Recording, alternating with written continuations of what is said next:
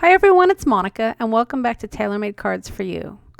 So last week I shared with you a card that I created using this fun die set from the Tim Holtz collection, and it's this retro card. And after I had posted the video, I saw a lot of feedback on other social media sites regarding putting the card together. So what I thought I would do is go ahead and put together a video and share with you how I put this card together, and that way you can see that it's really not as intimidating as many people may think it is. Now there are some tools that I would recommend that you have. I use the multimedia for my glue, the multimedia mat, and then I had this pick as well as some tweezers. Now the pick is great because some of the items are rather thin, and the pick does help for you to take the images out of the dies, as I did for the Merry Christmas. Now you get a lot of die cuts in this set. You get the Merry Christmas, what I just showed you. You get the Christmas tree that goes on top of the car, as well as the little twigs that go in the background. You get a die cut that helps you make the snowbanks, and by using the one die cut you get two pieces to create the matted snow bank. And then you're also going to get the little retro car, as well as the panels to go on side of the card. Now the panels are very small, and you get all four of them in that one die cut. You also get a couple of die cuts to create the present. You'll get the actual box as well as the little ribbon that goes on top of the box. And then of course you're going to get the items to make your wheels. Now the wheels, you're going to get 3 die cuts. You're going to get the one die cut that you're going to cut out in black cardstock, and then you're going to get another die cut which you're going to cut out in the white. And by putting those 2 die cuts together, that's what enables you to create your white wall tires.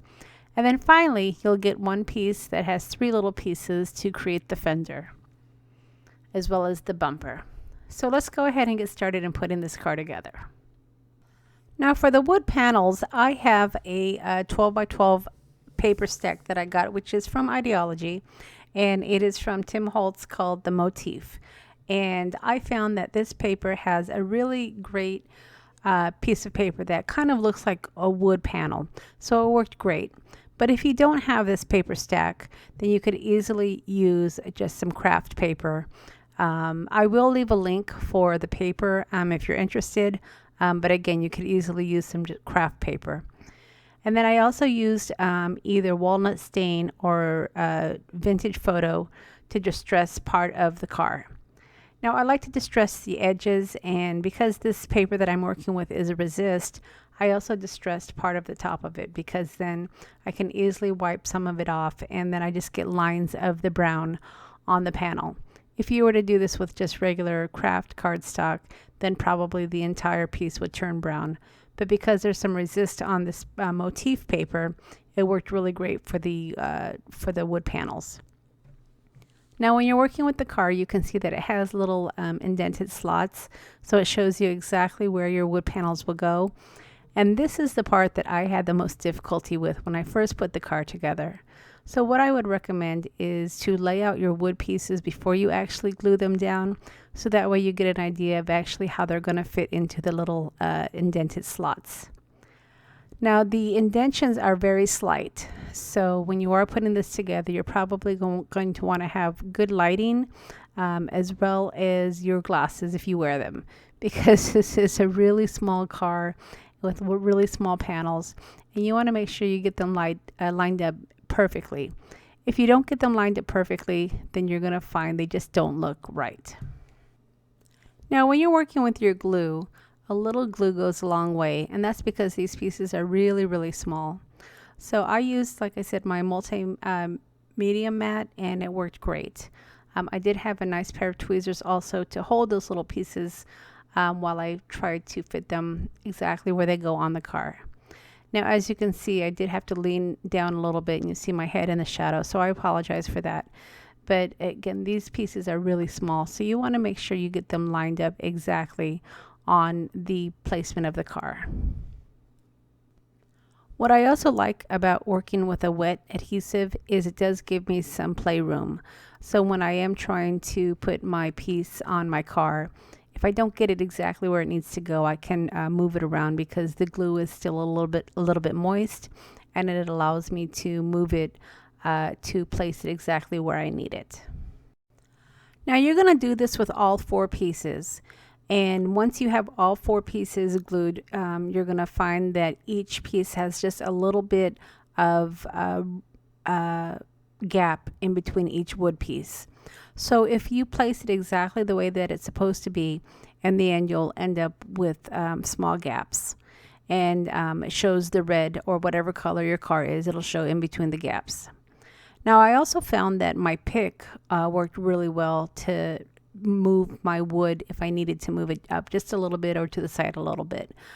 Sometimes your fingers are just a little bit too big, especially when you're working with small pieces. And that pick worked really well to scooch over the wood piece just slightly when I needed to move it just a bit. Now because your pieces are really small, it takes no time at all for the glue to dry. So once I had all 4 of my wood panels adhered, I went ahead and started on my bumper and my fender. Now, while many of the pieces in this set are small, I think the bumper and the fender are by far the smallest. So when you're die cutting these, you want to just be careful not to lose them because they can easily stick to your plastic part of your big shot when you're cutting them out. And they look like scraps. So just be extra careful when you're working with these small pieces. But to glue them to your fender and your bumper are really easy. I found by putting the glue on my mat and then taking my tweezers and then just swiping the little fender and the bumper through the glue, that worked really well because you don't need very much glue. These are so small. It takes hardly any glue at all. And then you just, like I said, just take your pick and then you can just move around your fender or your bumper to make sure that it's placed exactly where you want it to go. So once you've added your fender and your bumper and your exhaust on the back, then you're almost finished with the car. Now you just need to add just a few more decorative pieces as well as the wheels. Now, what I did when I was putting the car together, I went on to the present. But at this point, you can pretty much work with whatever order you want. The present comes in 2 pieces. It has the little ribbon and then it has the gift box. And then I just added the ribbon to the box first. And then I took a little bit of glue to add it to the trunk. And I found that actually by adding the glue to the trunk, I started to add it to the present first, and then I realized that was wrong. You want to actually add it to either the front of the present or the back of the trunk to glue your present. And then it will just hold in place for you to put it onto your card or your art or whatever you're going to use your car for. Now, because only part of the present was actually glued to the car, I went ahead and took my tweezers and just pinched the present and gave it a few seconds to dry. Okay, so the next thing that we're going to work on are the wheels. And the wheels are really simple. You're going to get 3 pieces, and the biggest oval is going to be in black, and then your middle oval is going to be in white. And then you're going to have another oval that has a little hole in the middle that goes over the white. And this is what creates your white wall tires. So an easy way to remember which color paper to use is when you're cutting your white paper, you're going to want to use the die cut that has the 2 ovals.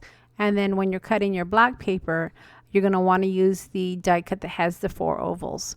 And that way you'll have exactly the colors that you need to put your tire together. Now the last thing you needed to do to finish off this little car is to glue the tree to the top of the roof of the car. And you can easily just do it with one little tree, or if you wanted to have a 3D effect, then you can cut a second tree, fold it in half, and then glue that to the top of your flat portion of your tree. And you'll just glue it right down the middle so that way parts of the tree is sticking up. And it makes a really cute 3D tree. All right, so I hope that this video has helped you to walk you through the process of putting this little retro card together. At first glance, it may look a little intimidating, but if you just take it step by step and piece by piece, you'll find it really isn't too difficult to put together. All right, everyone, I hope that you've enjoyed the video, and don't forget to give me a thumbs up and hit that subscribe button before you head out. Thanks so much, and we'll see you again next time.